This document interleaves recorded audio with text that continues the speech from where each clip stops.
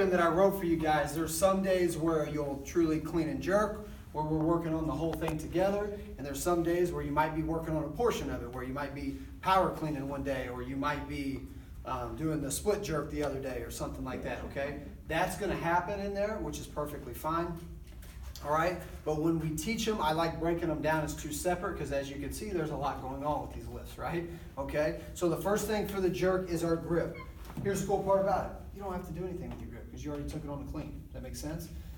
But if I'm just working on the jerk that day, put your hands in the same position you would if you were cleaning, right? So if I walked up to the bar, and let's just say, and I know my natural position when I clean is like my pinky is right before this little, I don't know if you can see that, but that little smooth knurling, okay? Use these marks to help you figure out where you put your hands every time. That'll help you. So if you look down at your hands when you clean, and it's right in the middle of those two marks, perfect. Now when you go to your jerk, put it in the same spot, right? Because you got to remember, when we're in the competition, we're going to clean that thing, and we're going to jerk it from the same position, okay? All right? So you want your hands to kind of do the same on the grip, okay? So just make sure. So for me, I'm going to take my normal clean grip. Okay, and I have it. Now I'm going to get under the bar, and I'm going to unrack it out of the bar just like I would if I was catching the clean, right? So my elbows got to be high. Okay, I'm going to put my chin up. Elbows are high. Okay, that bar is sitting on my shoulder here. Okay, so I'm in a great position. All right, great position to jerk, right? Now, the only difference is when we're setting up to jerk, we're going to lower our elbows just a little bit. Okay, so that bar's still on my shoulders, but I'm going to lower my elbows a little bit before I jerk. Okay, I'm going to tell you why right now. So when you clean it, we want those elbows as high as possible, right? Because we want to be able to catch that clean. That's the first part of the clean and jerk. Okay, second part, when we jerk it, I don't want my elbows as high anymore. I want them to be a little bit more under the bar. Bar's still sitting on my shoulders, because we're going to bounce it off my shoulders in a minute. Okay, but I want those elbows to kind of drop down a little bit. So now, because I'm going to push the bar which way?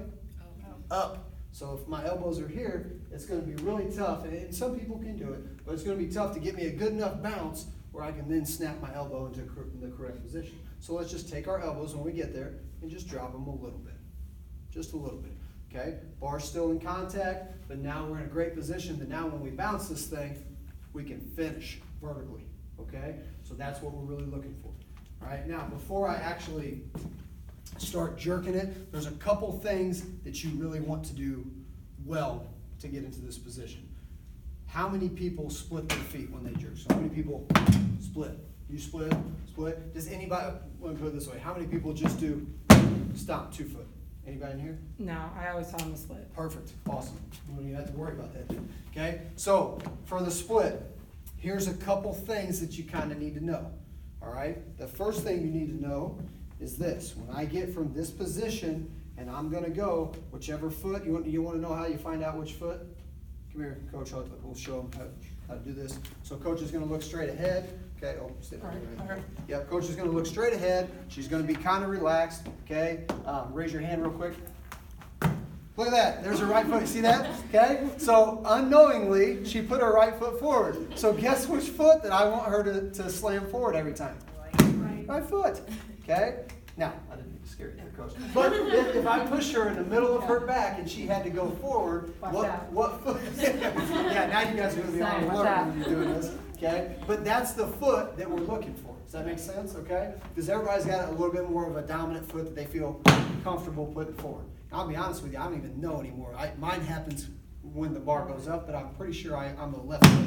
I think I'm a left foot forward guy. Okay? It's been a while. But whichever foot that is, doesn't matter. Just make sure you practice that over and over again, okay? That's the one, it's more of a skill-related thing than it is a strength thing. So once you figure out what foot you're comfortable with, you don't need to go switching back and forth and practice right foot 100 times, left foot 100 times. No, just find one that you feel really good in, and then let's practice that. Now, if we have some kind of injury that comes up later that we have to switch our feet, that would be a situation where we switch and start getting a bunch of reps in the opposite way, okay?